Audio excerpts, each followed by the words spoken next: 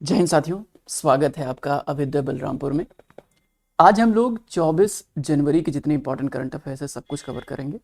कई महत्वपूर्ण शानदार करंट अफेयर्स है हम लोग कवर करने वाले हैं। ये क्लास आपके लिए जीवनदायिनी क्लास है, रामबाण क्लास कह सकते हो। एक ऐसी क्लास जिससे आपके लगभग एग्जामिनेशंस में सवाल पूछे जाते हैं। तो बहुत प्रेम पूर्वक, बहुत इत्मीनान पूर्वक इस क्लास का इस्तेमाल कीजिए, नोट्स बनाइए, रिवीजन कीजिए, ज़बरदस्त तरीके से टेस्ट लगाइए, आपका काम बन जाएगा। तो आज शुरू करते हैं हम लोग 24 जनवरी के जितने इंपॉर्टेंट करंट अफेयर्स है हम लोग देखते हैं। सभी साथियों का स्वागत है अविद्या बलरामपुर के इस बेहतरीन प्लेटफॉर्म पर। 24 जनवरी 2025 के जितने इंपॉर्टेंट करंट अफेयर्स है हम लोग डिस्कस करने जा रहे हैं। तो सबसे पहले ये बता दूं कि ये क्लास आपके यूपीपीएससी, एसएससी, रेलवे और डिफेंस एग्जामिनेशन के लिए बहुत ज़बरदस्त तरीके से लाभदायक है। आप अपने सभी साथियों को सेशन ज़रूर शेयर किया कीजिए। सभी से कहिए कि क्लास डेली देखें, फीडबैक कमेंट सेक्शन में दें, और जब भी कोई डाउट हो तो कमेंट सेक्शन में पूछें, मैं आपको प्रॉपरली रिप्लाई करूंगा। तो देख लेते हैं 24 जनवरी की सबसे पहले हाइलाइट्स देख लेते हैं, क्या क्या चीज़ें खबरों में हैं। सबसे पहली बात, नेशनल गर्ल चाइल्ड डे आज के दिन मनाया जा रहा है। 24 तारीख को नेशनल गर्ल चाइल्ड डे मनाते हैं। 24 तारीख को ही हम लोग इंटरनेशनल डे ऑफ एजुकेशन के तौर पर भी मनाते हैं। International day of education detail से चर्चा करेंगे। रबी क्रॉप्स के लिए अभी रिसेंटली एमएसपी डिसाइड किया गया है। एमएसपी में बदलाव हुआ है, हम चर्चा करेंगे। खासकर आपके जूट क्रॉप के लिए अभी एमएसपी में बदलाव हुआ है। क्या बदलाव हुआ है, चर्चा करेंगे। इंडियन ओपन बैडमिंटन अभी रिसेंटली इंडिया में नई दिल्ली में कंडक्ट किया गया था, इसके विजेता कौन है। अभी ग्लोबल फायर पावर इंडेक्स जो दुनिया के देशों को रैंकिंग देती है कि किस में कितना पावर है, कितनी ताकतवर कौन सा देश है, उसमें भारत की रैंकिंग आ रही है 4। उसमें आई है भारत में रैंकिंग 4। ठीक है, ऐसे में दुनिया के पहले, दूसरे, तीसरे कौन से हैं, सबसे लास्ट कंट्री कौन है, चर्चा करेंगे। वर्ल्ड डेटा लैब अभी रिसेंटली रिलीज किया गया है। आपको पता होना चाहिए कि 2050 तक भारत 16% कंजम्पशन कर लेगा पूरी दुनिया का। क्या है, चर्चा करेंगे। परमानेंट कोर्ट ऑफ आर्बिट्रेशन, जिसमें पाकिस्तान और भारत के बीच में कुछ डिस्प्यूट चल रहा है नदी विवाद को लेकर, चर्चा करेंगे कि सिंधु नदी जो समझौता है उसका क्या विवाद है, कौन सी नदियां भारत के पक्ष में है, कौन सी पाकिस्तान में है। नीरज पारेख को अपॉइंट किया गया है CEO executive director Reliance power का, चर्चा करेंगे। इंडिया होस्ट कर रहा है फिडे चेस वर्ल्ड चैंपियनशिप 2025 को, हम चर्चा करेंगे। और आरबीआई ने कॉन्स्टिट्यूट किया है new advisory committee for bank licensing. Bank licensing के लिए आरबीआई ने अभी रिसेंटली एडवाइजरी कमेटी बनाई है बैंकिंग लाइसेंस के लिए, हम चर्चा करेंगे। चलिए तो शुरुआत करते हैं। सबसे पहला क्वेश्चन, भारत में राष्ट्रीय बालिका दिवस कब मनाया जाता है। बढ़िया क्वेश्चन है, आंसर कीजिए आप सभी के सभी साथी। चलिए, क्वेश्चन का आंसर मैं आपको हाइलाइट्स दे देता हूं, तो वहां से भी आप आंसर कर सकते हैं। इसलिए जब हाईलाइट डिस्कशन हो रहा हो तो बहुत ध्यानपूर्वक सुने। चलिए, ओके, तो सभी के सभी साथी आंसर करेंगे। तो इसका सही जवाब क्या होगा, भारत में राष्ट्रीय बालिका दिवस कब मनाया जाता है। तो राष्ट्रीय बालिका दिवस मेरे भाई हम मनाते हैं 24 जनवरी को। 24 जनवरी को भारत में राष्ट्रीय बालिका दिवस मनाया जाता है। 24 जनवरी को, यानी आज के दिन हम लोग मना रहे हैं राष्ट्रीय बालिका दिवस। इस बार बालिका दिवस का थीम क्या है, तो इस बार का थीम ध्यान देंगे, नेशनल गर्ल चाइल्ड डे का, the empowering girls for the bright future. Bright future के लिए गर्ल्स को एम्पावर करना इस बार का थीम है। इस बार का थीम है, बहुत इंपॉर्टेंट डेट है। आप सभी के सभी साथी इस डेट्स को प्लीज ना भूलें। Date one of the most important things हैं जो सवाल पूछे जाती है। जैसे कि अभी ये हो गया, तो ये राष्ट्रीय बालिका दिवस के बारे में पूछ लिया आपसे। ठीक है, आपको पता है कि वुमेन्स डे कितने तारीख को मनाते हैं। अगर मैं आपसे ये कहूं कि वुमेन्स डे कितने तारीख को मनाया जाता है तो आप बताएंगे। तो आपको पता है कि वुमेन्स डे हम लोग 8 तारीख को मनाते हैं, 8 मार्च को। 8 मार्च को हम लोग वुमेन्स डे के तौर पे सेलिब्रेट करते हैं। 8 मार्च को वुमेन्स डे। तो यहीं पर आप चाहो तो लिख सकते हैं 8 मार्च, 8 मार्च international women's day.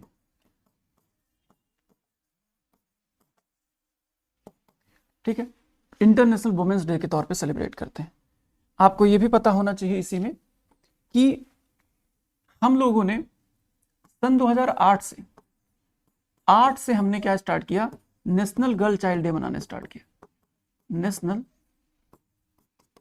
Girl child day ये मनाना स्टार्ट किया, नेशनल गर्ल चाइल्ड डे। आपसे मैं पूछूं इंटरनेशनल गर्ल चाइल्ड डे कितने तारीख को मनाते हैं। इंटरनेशनल गर्ल चाइल्ड डे कितने तारीख को मनाते हैं। अंतरराष्ट्रीय, ये तो राष्ट्रीय हो गया। अंतरराष्ट्रीय गर्ल चाइल्ड डे कब मनाते हैं? तो 11 अक्टूबर को मनाते हैं, 11 नवंबर को मनाते हैं, 11 नवंबर को मनाते हैं। 11 नवंबर को क्या मनाते हैं भाई? इंटरनेशनल गर्ल चाइल्ड डे मनाते हैं, इंटरनेशनल गर्ल चाइल्ड डे। सभी के सभी साथी ध्यान देंगे, ठीक है। एक क्वेश्चन मैंने जो कल पूछा था आपसे, इसका जवाब मैं लेना चाहता हूं। बेटी बचाओ बेटी पढ़ाओ, देखो अब गर्ल चाइल्ड से संबंधित ये बेटी बचाओ बेटी पढ़ाओ भी है, गर्ल चाइल्ड से संबंधित बेटी बचाओ बेटी पढ़ाओ भी है, ये भी तो गर्ल चाइल्ड से संबंधित है। तो इसके कितने साल पूरे हो गए? इसके भी 10 साल पूरे हो गए, कल ही हमने चर्चा किया था। 10 साल पूरे हो गए। आप इसका आंसर करेंगे कितने तारीख को मनाते हैं।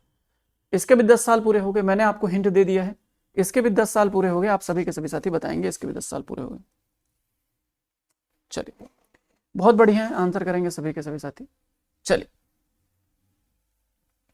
ये जो मैंने यहाँ पे डेट लिखा है, ये मैं थोड़ा कंफ्यूज हो रहा था। ये 11 नवंबर नहीं होगा, 11 अक्टूबर होगा। 11 अक्टूबर को हर साल international day of girl child के तौर पे सेलिब्रेट करते हैं, ठीक है। क्लियर बात जो है?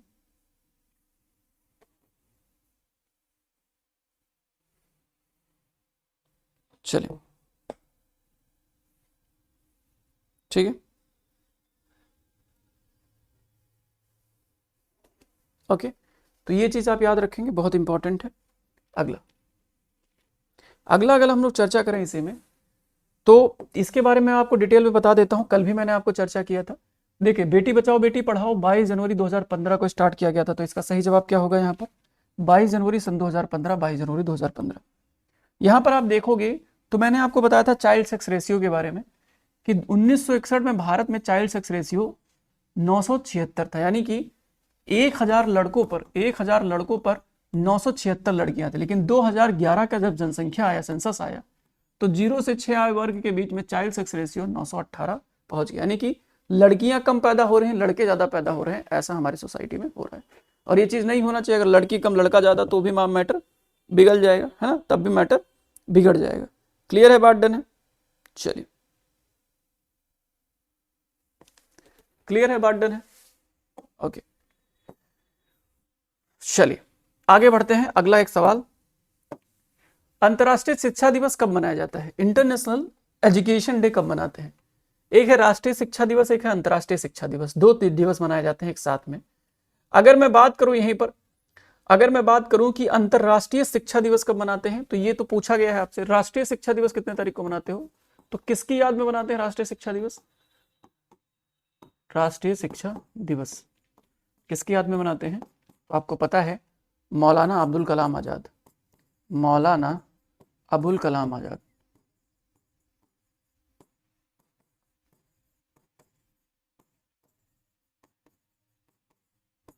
मौलाना अबुल कलाम आजाद 11 नवंबर को मौलाना अबुल कलाम आजाद के बर्थ एनिवर्सरी के चलते हम लोग राष्ट्रीय शिक्षा दिवस मनाते हैं। शिक्षा दिवस, शिक्षक दिवस नहीं मना रहे। शिक्षक दिवस कितने तारीख को मनाते हैं? आप नीचे कमेंट से बताओगे सितंबर के किस तारीख को हम लोग शिक्षक दिवस मनाते हैं। 24 जनवरी को अंतर्राष्ट्रीय शिक्षा दिवस मनाया जाता है, अंतर्राष्ट्रीय शिक्षा दिवस। कमाल की बात यह है कि अंतर्राष्ट्रीय शिक्षा दिवस बहुत नया है। सन 2019 में ही 19 में यूनाइटेड नेशंस ने डिक्लेयर किया कि हम लोग इंटरनेशनल एजुकेशन डे मनाएंगे। 2019 में पहली बार मनाया गया इंटरनेशनल एजुकेशन डे, 19 में पहली बार मनाया गया, याद रखें। अगला, अगर बात किया जाए यहां पर, तो मैंने आपको जबरदस्त तरीके से यूनाइटेड नेशंस के बारे में बताया कि यूनाइटेड नेशंस ने इसको 2019 में पहला अंतर्राष्ट्रीय शिक्षा दिवस कब मनाया गया? 2019 में मनाया गया। यहां पर यूनाइटेड नेशंस एक इंपॉर्टेंट बॉडी है जिसके बारे में आपको पता होना चाहिए। तो यूनाइटेड नेशंस के बारे में आप देख लीजिए। संयुक्त राष्ट्र की स्थापना 1945 में हुई। इसका हेडक्वार्टर न्यूयॉर्क में है। इसके जो सेक्रेटरी जनरल वर्तमान में है वो एंटोनियो गुटरेस है। मेंबर्स की बात करें तो टोटल 193 मेंबर हैं। और 193वां मेंबर कौन है? 193वां मेंबर साउथ सूडान है। साउथ सूडान 193वां मेंबर है। याद रखेंगे, यूनाइटेड नेशन जनरल असेंबली की बात करें तो इसकी स्थापना 1945 में हुई है। इसका हेडक्वार्टर न्यूयॉर्क में है, न्यूयॉर्क में याद रखेंगे। इसका हेडक्वार्टर कहां पे? न्यूयॉर्क में, याद रखेंगे। क्लियर है बात? डन है? आई होप कि इतनी बात डन है, इससे संबंधित कोई समस्या नहीं होनी चाहिए। चलिए, अब अगला क्वेश्चन बढ़ते हैं।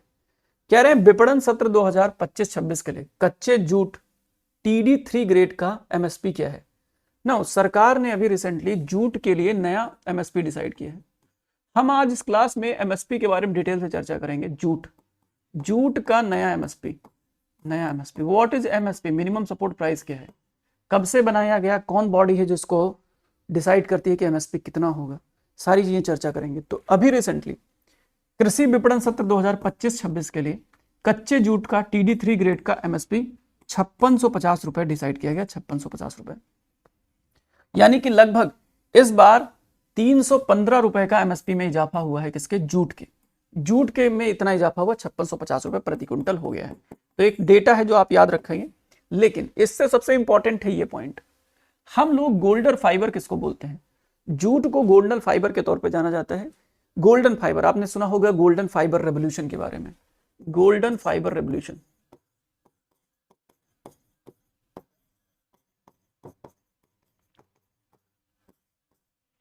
गोल्डन फाइबर रेवोल्यूशन, जूट को गोल्डन फाइबर कहा जाता है। दुनिया में भारत में सबसे कच्चे जूट का सबसे बड़ा उत्पादक है।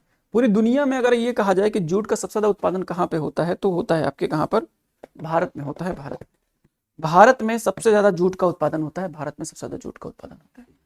भारत में जूट कपास के बाद दूसरा सबसे महत्वपूर्ण नकदी क्रॉप है जूट कपास। तुम लोग जूट देखे हो ना, जूट नहीं देखे हो, जैसे मान लो मैं तुम्हें 1-1 करोड़ रुपया देना चाहूं, 1-1 करोड़ रुपया नोट में बांट दूं, मैं जितने लोग बैठे हो मेरे सामने सभी लोगों को मैं सोचूं कि चलो 1-1 करोड़ रुपया बांट दूं, रुपया नोट में होएगा, है नहीं।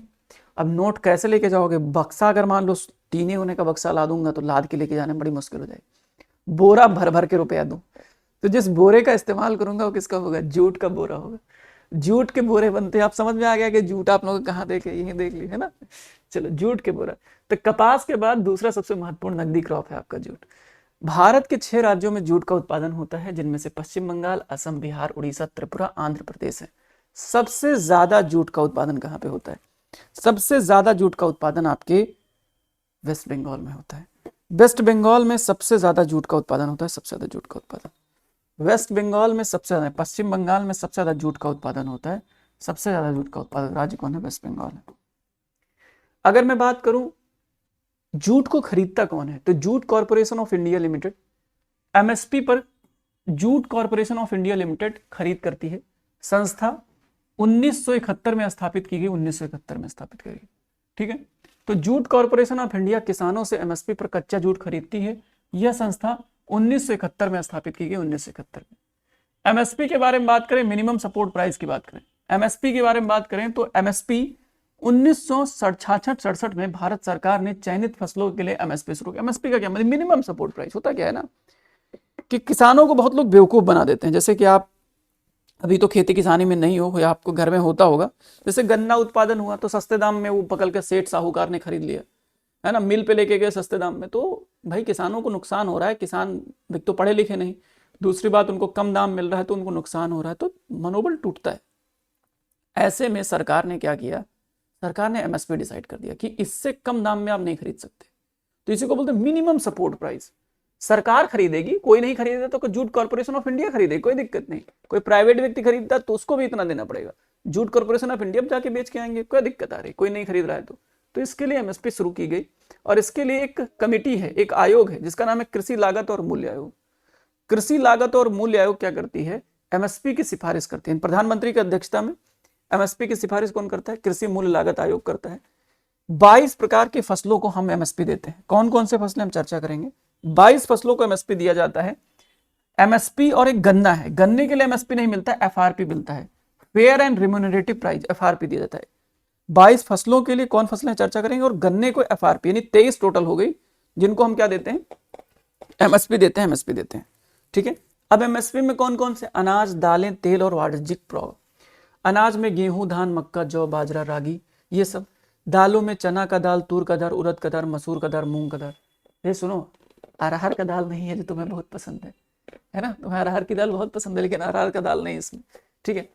तुर, अरे माफ कीजिए, तुर दाल अरहर की दाल ही है, माफ कीजिए, तुर अरहर की दाल है, इसी को अरहर बोलते हैं, अरहर, है ना, अरहर बोलते हैं, तुर की दाल को अरहर बोलते हैं।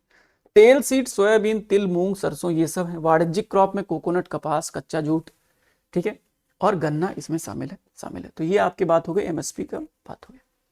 2025, अगला question, 2025 India open badminton tournament में पुरुष एकल का खिताब किसने जीता है, बताएंगे सभी के सभी साथी। ये बहुत बढ़िया क्वेश्चन है जो पूछा जाएगा आपसे एग्जाम में। देखो मैं इसलिए कह रहा हूँ India open badminton tournament important है, क्यों? क्योंकि इंडिया ओपन बैडमिंटन टूर्नामेंट पुरुष युगल का खिताब जो हुआ इन्हीं से आयोजित कहाँ हुआ, इसलिए बहुत ज्यादा इंपॉर्टेंट है। इसका आयोजन एक्चुअली हुआ है भारत में, नई दिल्ली में। क्योंकि भारत में इसका आयोजन हुआ है, इस लिहाज से बहुत ज्यादा इंपॉर्टेंट हो जाता है, बहुत ज्यादा इंपॉर्टेंट हो जाता है।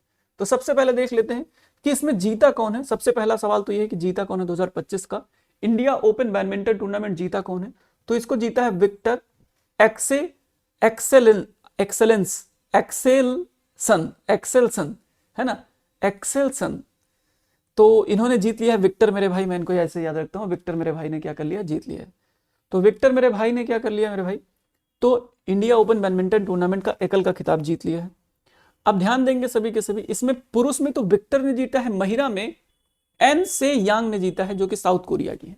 एन से यांग ने महिला में जीता है जो कि साउथ कोरिया की है, साउथ कोरिया की। क्लियर है, बात डन है, आई होप की बात डन। अब मैं आपको डिटेलिंग कर देता हूं। तो जो ये विक्टर एक्सेलसन है, ये एक्चुअली इससे पहले भी बैडमिंटन में, पहली बात तो ये बैडमिंटन प्लेयर है और ये डेनमार्क के प्लेयर है, यहां पे देख सकते हो डेनमार्क के प्लेयर, ये डेनमार्क के प्लेयर हैं। तो पेरिस ओलंपिक में गोल्ड मेडल विजेता विक्टर एक्सेलसन और आन से यंग जो साउथ कोरिया के, इन्होंने दोनों लोगों ने अभी इंडिया यानी नई दिल्ली में आयोजित इंडिया ओपन बैडमिंटन टूर्नामेंट जीत लिया है। और पहली बार विक्टर एल्सन ने नहीं जीता, इससे पहले सन 2017 और 19 में ये ऑलरेडी जीत चुके हैं। ठीक है, ये ऑलरेडी जीत चुके हैं। अब मैं थोड़ी सी बात कर लेता हूं, पेरिस में ओलंपिक हुआ था इस बार, उसमें भी इन्होंने गोल्ड मेडल ही जीता था विक्टर भाई ने। अब यहां पे देखो, इसमें डबल्स में कई सारे प्लेयर्स जिनको याद करने की जरूरत नहीं है, क्योंकि एक भी भारतीय व्यक्ति नहीं, इसमें कोई भी भारतीय व्यक्ति जीता नहीं, ना सिंगल जीता, ना डबल जीता, ना फीमेल वाला जीता, इवन सेमीफाइनल भी नहीं पहुंच पाए। तो इस लिहाज से आपको इतना परेशान होने की जरूरत नहीं कि एकदम सब याद करोगे तभी मामला बनेगा, नहीं भी याद करोगे तो भी मामला बन जाएगा। ठीक है, तो इनका नाम भूल जाओ, कोई दिक्कत नहीं। लगभग 8 करोड़ रुपए मिलता है इसके अंतर्गत, 8 करोड़ रुपए। चलिए, अब इसी के अंतर्गत आप देखो कि ये बड़ा इंपॉर्टेंट है, इंडिया ओपन बैडमिंटन टूर्नामेंट। ये बैडमिंटन वर्ल्ड फेडरेशन और बैडमिंटन फेडरेशन ऑफ इंडिया, ये दोनों लोग मिलकर इसको आयोजित करवाते हैं। कहाँ होता है? नई दिल्ली में होता है। पहला कब हुआ था? सन 2018 में हुआ था, पहला सन 2018 में हुआ था। ठीक है, 18, अभी 25 वाला आयोजित किया गया। ध्यान दो, बैडमिंटन वर्ल्ड फेडरेशन आपके लिए बहुत ज्यादा इंपॉर्टेंट है। बैडमिंटन वर्ल्ड फेडरेशन ये 1934 में स्थापित की गई थी। इसका हेडक्वार्टर कुआलालंपुर मलेशिया में है। इसका हेडक्वार्टर कहाँ पे? बैडमिंटन वर्ल्ड फेडरेशन का हेडक्वार्टर कहाँ पे? कुआलालंपुर मलेशिया में है, कुआलालंपुर मलेशिया में। क्लियर है, बात डन है? आई होप कि इतनी बात आपको क्लियर है, कोई समस्या परेशानी नहीं है। अगला, ये बहुत अच्छा क्वेश्चन है। ग्लोबल फायर पावर इंडेक्स 2025 में कौन सा देश चौथे स्थान पर है? कौन सा देश चौथे स्थान पर है ग्लोबल फायर पावर इंडेक्स में? चौथे स्थान पर कौन है? कौन सा देश चौथे स्थान पर? बताएंगे सभी के सभी साथी।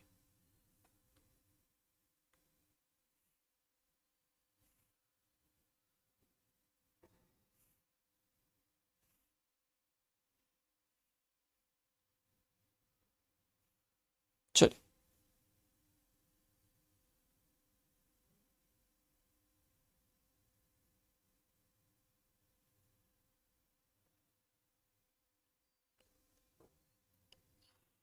चलिए,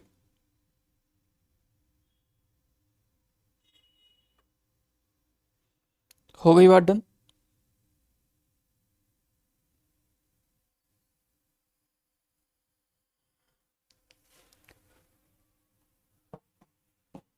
ग्लोबल फायर इंडेक्स, तो फायर पावर मतलब क्या होता है? फायर पावर मतलब कौन कितना मिलिट्री वाइज पावरफुल है, कौन सा देश मिलिट्री वाइज कितना पावरफुल है, इसी चीज को बताता है फायर पावर। तो मिलिट्री किसकी कितनी स्ट्रांग है, और मिलिट्री में न्यूक्लियर पावर शामिल नहीं है, न्यूक्लियर नहीं शामिल है, न्यूक्लियर शामिल नहीं है। तो ग्लोबल फायर पावर इंडेक्स 2025 में कौन सा देश चौथे स्थान पर है? तो भारत चौथे स्थान पर है, भारत। अगर इसमें चर्चा करें हम लोग, तो भारत चौथे स्थान पर, पहले स्थान पे यूएसए है, दूसरे स्थान पे रसिया है, रूस है, तीसरे स्थान पे चाइना है, चौथे स्थान पे भारत है।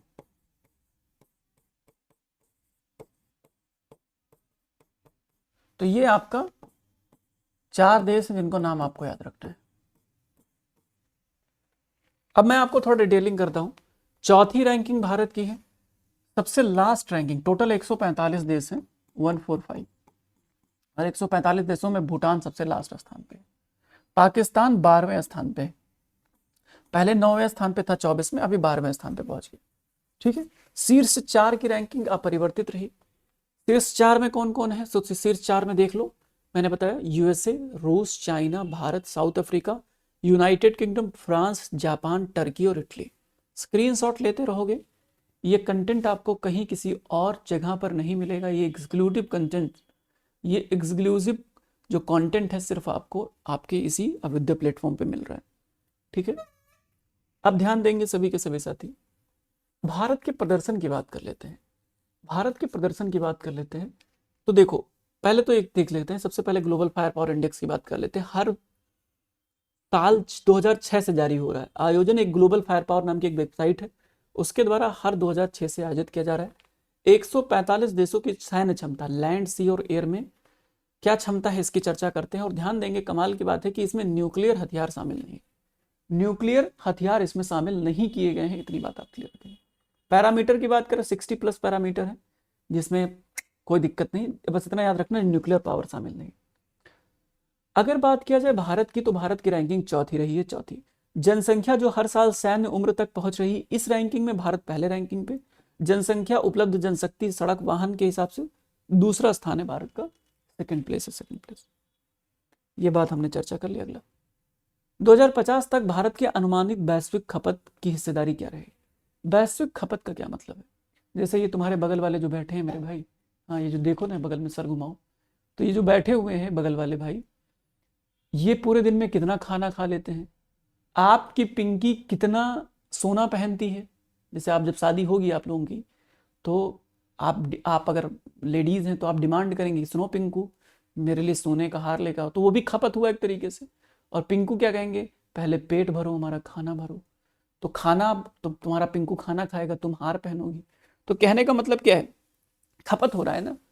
तो ऐसे खपत, तो खपत कई तरीके, खाना खपत, पेट्रोल, डीजल, अभी दुर्राते काट रही वाला, स्कूटी भी चलाओगी तुम लोग, तो स्कूटी जो चलाओगी, तो स्कूटी जो चला रही होगी, वो स्कूटी चलाने के लिए जो फ्यूल लगेगा और स्कूटी बनाने में जो मटेरियल लगेगा, वो खपत ही तो हो रहा है, संसाधन ही तो चाहिए। तो उन संसाधन के खपत के मैटर में भारत की रैंकिंग कितनी होगी 2050 तक? 16% होगी, 16%। पूरी दुनिया का 16% भारत अकेले खपत करेगा। हमारे यहाँ के पिंकू पिंकियों की डिमांड बहुत ज्यादा हो जाएगी, है ना, तुम्हारा मंगरू हो जाएगा। अभी तुम पिंकी पिंकू हो, फिर बाद में हस्बैंड वाइफ हो जाओगे, फिर तुम्हारे मंगरू होंगे, छगनू होंगे, ननकू होएगा, बौरा होएगा, है ना। तो अलग अलग बच्चे पैदा होंगे, तो उनकी भी डिमांड होगी, कोई दूधू पिएगा, कोई गुड़िया मांगेगा, कोई रॉकेट मांग रहा होगा, कोई लाती चोको पाई मांगेगा, तो कोई मोमो खाने के लिए कहेगा। कहने का मतलब ये है कि खपत की हिस्सेदारी 16% बढ़ जाएगी, 16% हो जाएगी। ठीक है, अभी मैं थोड़ा सा आपको डेटा दिखा देता हूँ। इसको वर्ल्ड डेटा लैब के द्वारा जारी किया गया है, ये खपत इंडेक्स, वर्ल्ड डेटा लैब। तो अभी 1997 में भारत की 4% है पूरी दुनिया में खपत, 2023 में 9, 50 तक 16% होने की चांसेस है, 16% होने के चांसेस। ठीक है, इसको वर्ल्ड डेटा लैब को किसके द्वारा जारी किया गया? तो डेटा लैब को 2014 से जारी किया जाता है, नाम है, सॉरी, ये खपत इंडेक्स वर्ल्ड डेटा लैब के द्वारा जारी किया जाता है 2014 से। इसका हेडक्वार्टर वियना ऑस्ट्रिया में है, ऑस्ट्रिया में। ठीक है, ये बढ़िया क्वेश्चन है, अस्थाई मध्यस्थता न्यायालय का मुख्यालय कहाँ पर है?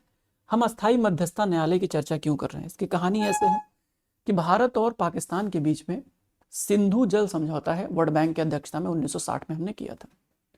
ठीक है, 1960 में, मैं यहाँ पे लिख देता हूँ, सिंधु जल समझौता।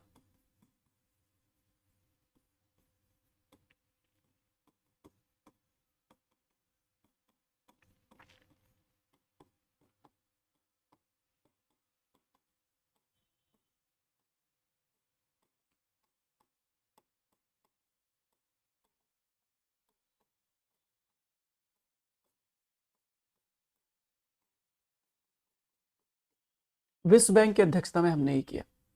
अब ध्यान देंगे सभी के सभी साथी कि ये जो अध्यक्षता है, अभी ये इसमें हुआ था कि सीजेआई और बीआरएस, चेनाब, झेलम और इंडस।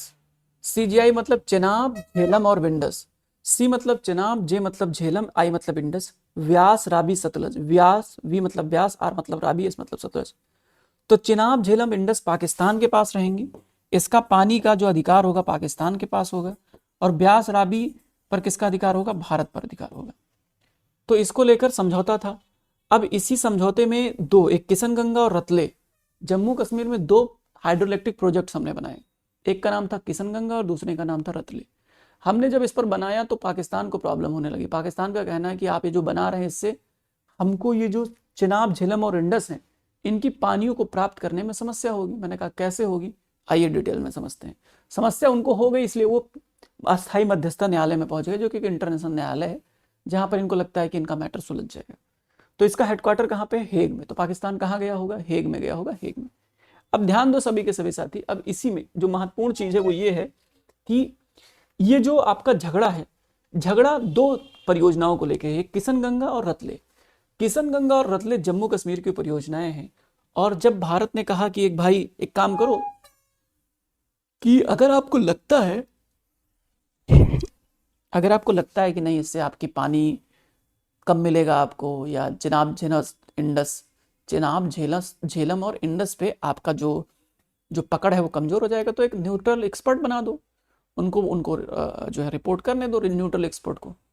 तो न्यूट्रल एक्सपोर्ट जो एक्सपर्ट जब रिपोर्ट करेंगे तो हम डिसाइड कर लेंगे। तो पाकिस्तान को लगा कि अरे न्यूट्रल एक्सपर्ट आ जाएंगे तो शायद वो मोनोपोली हो जाए भारत का, क्योंकि भारत उनको पटा लेगा ऐसा कुछ करके। तो ये चले गए पीएसी, क्या नाम है इसका, परमानेंट आर्बिट्रेशन कोर्ट, वहां चले गए। अब परमानेंट आर्बिट्रेशन कोर्ट में जब ये गए तो परमानेंट आर्बिट्रेशन कोर्ट ने कहा भाई इतना डर क्यों रहे हो, पहले न्यूट्रल एक्सपर्ट को अपना राय देने दो, वो जो बताएंगे वो बात ठीक होगी, हमें पता है क्योंकि वो न्यूट्रल एक्सपर्ट हैं, कोई दिक्कत वाली बात नहीं। तो वो बताएंगे, कोई दिक्कत नहीं। अब ऐसे में पाकिस्तान जब पीएससी गया तो पाकिस्तान ने मना कर दिया। अब यही झगड़ा लड़ाई यही चल रहा था कि भारत की बात मानी गई है परमानेंट आर्बिट्रेशन कोर्ट में, यही चीज न्यूज़पेपर्स में थी, पाकिस्तान की बात नहीं, पर न्यूट्रल एक्सपर्ट बताने तो दो उनको, फिर देखा जाएगा। अब यहां पर आप देखोगे ध्यान से, आप यहां पर ध्यान से देखोगे तो जो परमानेंट आर्बिट्रेशन कोर्ट है ये बहुत इंपॉर्टेंट संस्था है, हम इसकी चर्चा कर लेते हैं। लेकिन चर्चा करने से पहले हम लोग इन 6 नदियों की चर्चा करेंगे। जल बंटवारा 1960 में भारत को सतलज ब्यास रावी मिली, पाकिस्तान को सिंधु झेलम चिनाब मिला। पाकिस्तान को जल प्रवाह में बाधा न डालते हुए पाकिस्तानी नदियों का उपयोग का अधिकार है भारत को, कि अगर भारत सिंधु झेलम और चिनाब पर कोई भी जल विद्युत परियोजना बनाना चाहता है तो भारत बना सकता है, कोई समस्या नहीं। बस पाकिस्तान को जो पानी बह रहा है उसमें समस्या ना हो, बस इतनी सी बात। तो भारत ऐसे ही करता है, लेकिन पाकिस्तान को समझ नहीं आता है।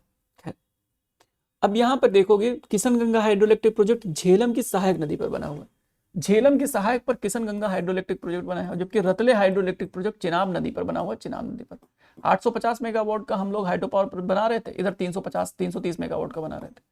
अब इसी को लेकर आपत्ति दायर किया है इन्होंने, हालांकि आपत्ति क्या हुआ, बेइज्जती हुई अलग से पाकिस्तान की, और आपत्ति भी नहीं सुनी गई। तो यही पूरी कहानी थी, मैंने आपको बता दिया। यहाँ पर परमानेंट कोर्ट ऑफ आर्बिट्रेशन के बारे में मैंने लिखा है, आप देख सकते हैं। परमानेंट कोर्ट ऑफ आर्बिट्रेशन 1899 में बनी, इसका हेडक्वार्टर हेग में है, हेग में। जब किसी दो देशों के बीच में या किसी एनजीओ के बीच में, देश के बीच में या एनजीओ के बीच में अगर कोई लड़ाई झगड़ा होता है तो यहां पर जाके देखा जा सकता है, केस लड़ा जा सकता है, जैसा पाकिस्तान ने लड़ाई लड़ने की कोशिश करी। क्लियर है? अगला क्वेश्चन, रिलायंस पावर के सीईओ और कार्यकारी निदेशक के रूप में किसे नियुक्त किया गया? रिलायंस पावर के सीईओ और कार्यकारी निदेशक के रूप में किसे नियुक्त किया गया, बताएंगे सभी के सब। रिलायंस पावर के कार्यकारी निदेशक और सीईओ के रूप में किसको नियुक्त किया गया, किसे नियुक्त किया गया?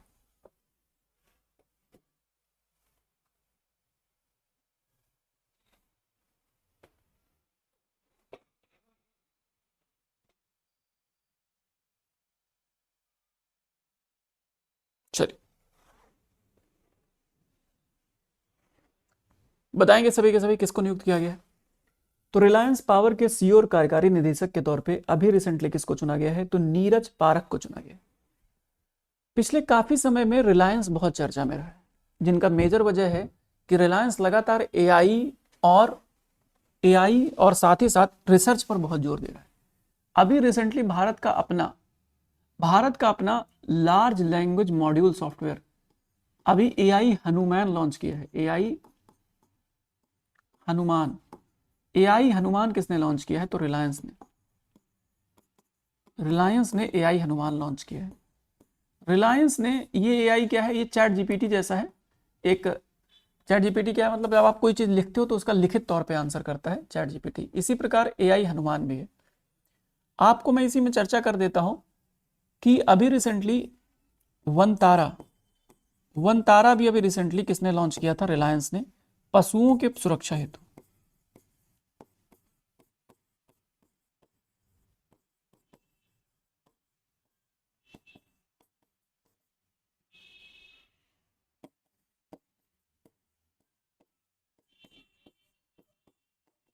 ठीक है,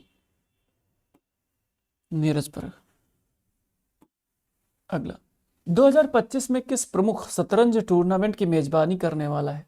भारत किस प्रमुख शतरंज टूर्नामेंट की मेजबानी करने वाला है? अभी भारत 2025 में एक शतरंज टूर्नामेंट होने वाला है। अभी रिसेंटली कैंडिडेट टूर्नामेंट हुआ था, इसमें किसने जीता था? डी गुकेश ने जीता। डी गुकेश का नाम आपने सुना होगा, डी गुकेश।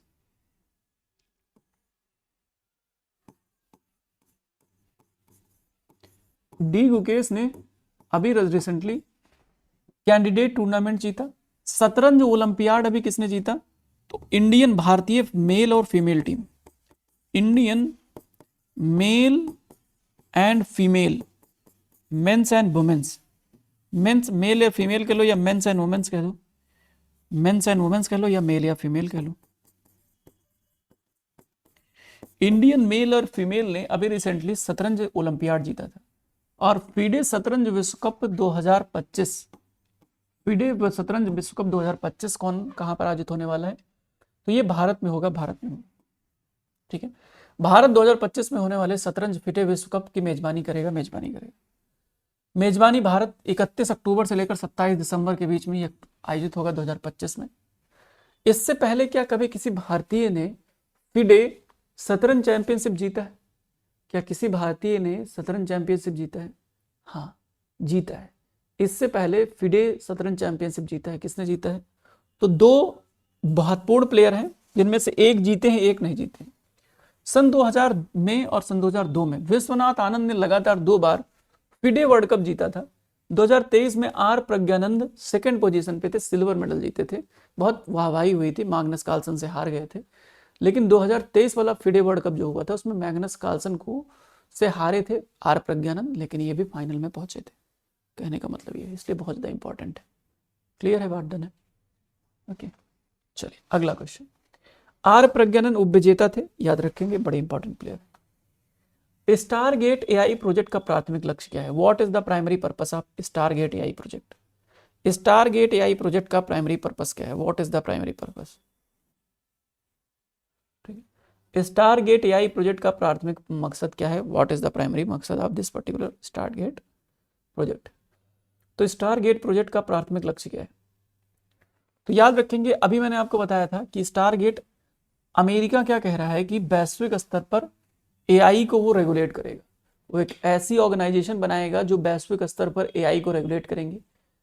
पूरी दुनिया में देखो, अभी आने वाले समय में आप देखोगे कि सब कुछ एआई, जैसे मैं अभी पढ़ा रहा हूँ, आपको ऑनलाइन पढ़ा रहा हूँ, मतलब आप मुझसे कभी मिले भी नहीं है, बट आप मुझसे पढ़ रहे हैं, है ना? तो ये क्या है? ये ऑनलाइन जगत का कमाल है। लेकिन आने वाले समय में एआई जगत का कमाल हो। ऑनलाइन, वो भी एआई ऑनलाइन ही है, ऑनलाइन के थ्रू ही होकर जाएगा। बट एआई में क्या है? जैसे कि मान लो कि आपने बोला कि भैया चलो टीवी ऑन कर दो, टीवी ऑन, मतलब लाइट ऑन कर दो, लाइट ऑन, मतलब दरवाजा बंद कर दो, दरवाजा बंद, कह रहे लाइट ऑफ कर दो, ऑफ। कह रहे हैं कि दवाई का मुझे याद दिला देना, पट्टे से दवाई याद दिला। अरे अभी आने वाले समय में तो ये भी मशीन आ जाएगा, तुम्हें खाना खाना है, चलो खाना खाना है, वो एआई मशीन उठाएगा, टक करके तुम्हारे मुंह में खाना लगा देगा। और खाना होना चाहिए, और लोहा नहीं खिला पाएगा, पता चले कि उसमें खाना ही मत डालो तुम, और कहो कि तुम खाना खिलाओ, कैसे खिलाए? ठीक है, तो वो चीज़ आपको ध्यान रखनी है। तो वैश्विक स्तर पर एआई को विनियमित करना, यही काम करने वाला है अमेरिका। तो ट्रम्प की महत्वाकांक्षी एआई परियोजना जो स्टार्ट हो रही है, बहुत इंपॉर्टेंट है। इसके लिए $500 बिलियन की अमेरिका ने अनुमति दे दी है। नई नौकरियों को सृजन करना, विश्व स्तरीय पर एआई इंफ्रास्ट्रक्चर अमेरिका में निर्माण करना, ये स्टारगेट प्रोजेक्ट का मेजर मकसद है। अमेरिका के स्टारगेट प्रोजेक्ट का मेजर का मकसद है। ठीक है, अगला क्वेश्चन। अच्छा, इसमें ध्यान देंगे कि जो पार्टिसिपेटिंग नेशंस है उसमें भारत भी शामिल है। इस टारगेट प्रोजेक्ट में जो पार्टिसिपेटिंग नेशंस हैं उसमें भारत भी शामिल है। Bharat Bharat, Australia, France, America, Indonesia, Malaysia, Singapore, Canada और यूक्रेन, ये देश हैं जो इस पर्टिकुलर परियोजना में जो है पार्टिसिपेट कर रहे हैं। क्लियर है? बात डन है? जी सर, बात डन है। अगला क्वेश्चन कह रहे हैं चीन के द्वारा अनावरण की गई दुनिया की सबसे लंबी एक्सप्रेस वे सुरंग का नाम क्या है? चीन के द्वारा अनावरण की गई दुनिया की सबसे लंबी एक्सप्रेस वे सुरंग का नाम क्या है? अभी ये दुनिया की सबसे लंबी एक्सप्रेस वे चीन के द्वारा इसका उद्घाटन किया गया। मैं सभी टनल्स के बारे में चर्चा करूंगा और मैं आज आपको होमवर्क भी दूंगा। आप ये सारे टनल्स आप अच्छे तरीके से पढ़ेंगे। तो इसका नाम है तियानशान सेंगली सुरंग। तियानशान पर्वत का नाम सुना है आपने? चाइना, अगर आपने ज्योग्राफी में पढ़ा होगा तो एक पर्वत का नाम सुना होगा, तियानशान। तियानशान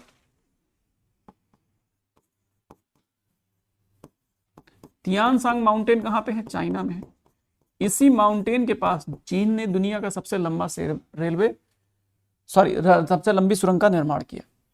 इसकी लंबाई 22.13 किलोमीटर है। लंबाई 22.13 किलोमीटर है। टनल का नाम तियानशान सेंगली टनल है। ये जो इस प्रोजेक्ट का हिस्सा है उसको बोलते हैं उरूमची यूली एक्सप्रेस वे। सो सिंजियांग प्रांत है चाइना का, वहीं पर इसको बनाया गया। तो इंपॉर्टेंट टनल है, याद रखेंगे। इससे जो तियानशान पर्वत है उसको पार करने में मात्र 20 मिनट का समय लगेगा।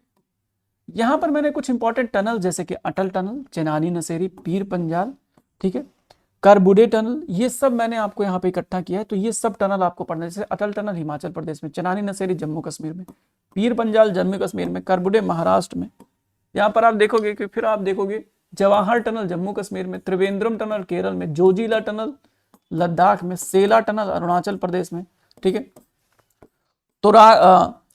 तुरांगला टनल अरुणाचल प्रदेश में। अभी जेड मोर टनल भी चर्चा में था, जेड मोर टनल अभी रिसेंटली चर्चा में था।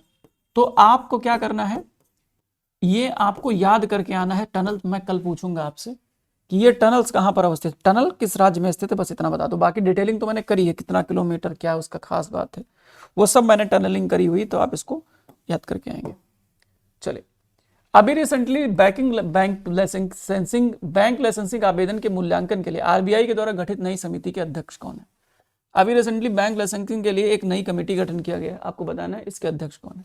तो अभी रिसेंटली एमके जैन की अध्यक्षता में कमेटी बनाई गई है जो बैंकिंग लाइसेंस, मान लो कि आपको नया बैंक खोलना, आपके पास बहुत पैसा है, आपको नया बैंक खोलना है। तो नया बैंक खोलने के लिए क्या करना है, आपको लाइसेंस लेना पड़ता है ना आरबीआई से। आरबीआई एक्ट 1949, इसके अंतर्गत आपको अप्रूवल लेना होता है, ठीक है। तो अब आरबीआई अप्रूव करेगा, लेकिन अब किसका अप्रूवल एक्सेप्ट होगा, इसके लिए एमके जैन कमेटी बनाई गई है आरबीआई के द्वारा, ठीक है। तो एमके जैन पूर्व जो है डिप्टी गवर्नर थे आरबीआई की, इन्हीं की अध्यक्षता में बनाए गए हैं, याद रखेंगे। तो बस इतनी सी बात है। आज का मैं होमवर्क दे देता हूं। होमवर्क नंबर 1, हाल ही में 17 जनवरी 2025 को कौन सा देश ब्रिक्स में भागीदार देश के तौर पे शामिल हो गया? तो ये आपका होमवर्क होगा। आप इसका जवाब कमेंट सेक्शन में करेंगे।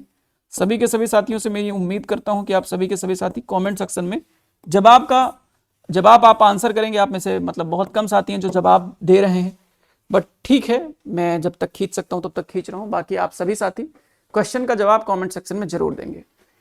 अच्छा, जो साथी मुझसे जुड़ना चाहते हैं, पीडीएफ लेना चाहते हैं और सब कुछ डिटेलिंग चाहते हैं, मुझसे बात करना है या जो भी करना है, तो सुधीर ऑफिशियली मेरा टेलीग्राम चैनल है, आप इसको ज्वाइन कर सकते हैं।